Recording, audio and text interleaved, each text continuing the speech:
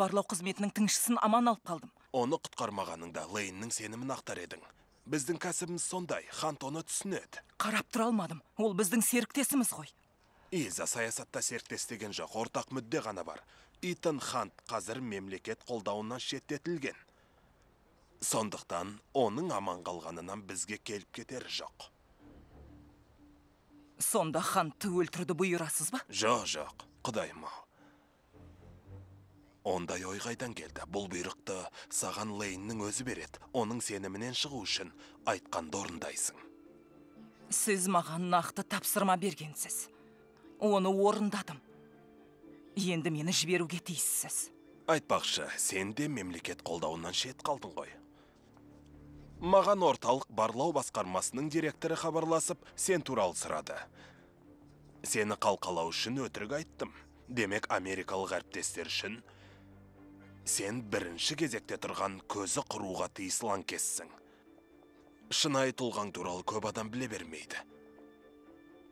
Оны бізде ұмытып кетсек, жағдайың тіптен қиындар еді. Өзің көріп тұрғандай басқа амал жоқ. Тығырыққа тірелдің.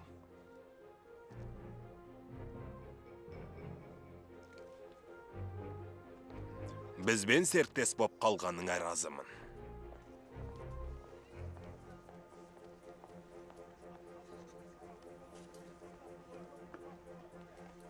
Не болды? Ашылатын емес. Не дейсің, ашылмаған қалай? Күнделікті ашу мүмкін емес, мүлде. Бұл қызыл портфель. Не? Қызыл портфель. Құпия материалдарды тасымалдау үшін қолданылады. Жетпегені осы еді. Мұндағы мәлімет 3 мәрте шифрланған. Оны саусақ іздері, көз торын анықтағыш және белгілі бір адамның аузынан шыққан сөйлем арқылы ғана ашуға болады. Ұлыбритания премьер-министрі ғана аша алады деген сөз ғой. Иә, дәл солай. Демек, күнделікті ашпасақ, синдикаттың бар екенін дәлелдей алмаймыз. Тағы да тығырыққа тірелдік демексіңдер ме? Оның үстіне бізге орталық барлау іздеу салған.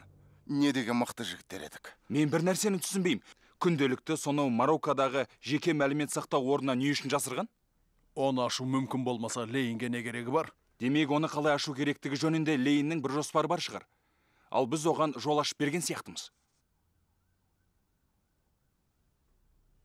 Ол премьер-министр ұрлап әкетеді. Иә, ұрлайды. Бірақ қалай? Британдықтарға ескерту керек. Иә, Ми-6-ға хабарлайын. Тұра тұр, Брент, қоя тұр, әуелі ойланып алайық. Британ үкіметіне хабарлайтын жөніміз бар. Әйтпесе премьер-министрдің өміріне қатер тігеміз, Итан. Бір жағынан әр басқан қадамыңдан дейтін, ту сыртыңнан пышақ ұрушыларды тұқыртып алар едің. Мәселе осында деп ойлайсың ба? Брент. Сендер де соны айтпақсыңдар ма?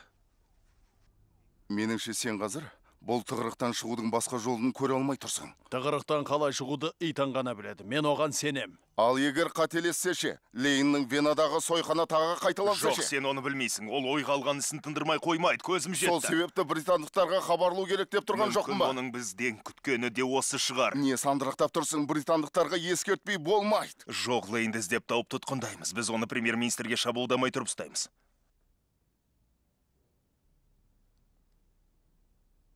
Мақұл. Жарайды, Итан. Лейнді іздеп табамыз. Бірақ қалай табамыз, соны айтшы. Қалай?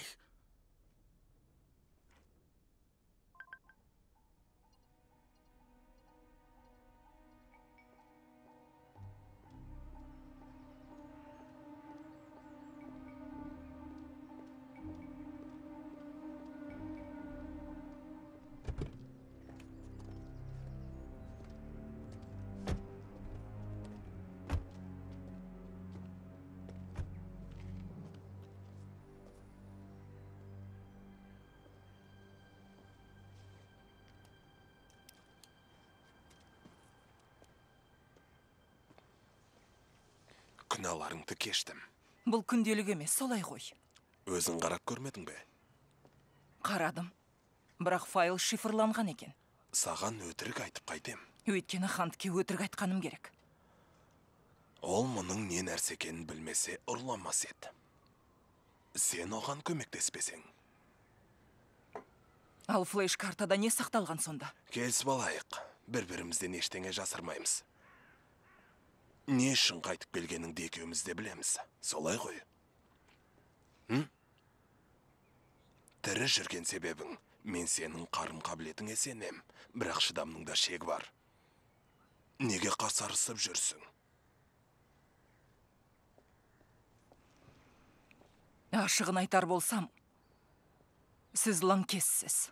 Онда мен жаппай үрей ұялатуды көздеген болар ем. Бірақ менің әдісім, мен жекелеген адамдарды ғана көздейм. Сіз бейкүнә адамдардың обалына қалып жүрсіз. Мен үкіметтің тапсырмасы бойынша әлде қайда көп адамды өлтірдім. Шын сөзім, мен ештеңе өзгермесін деп өлтірдім. Есесіне қазір өзгеріс енгізу үшін өлтіріп жүрмін. Итан Хант сізбен келіспес еді. Итан Хант тәуекелшіл жігіт. Әйтсе де оның да дәурен өтер. Сонда мыңдаған бейкүнә адам жазым болады.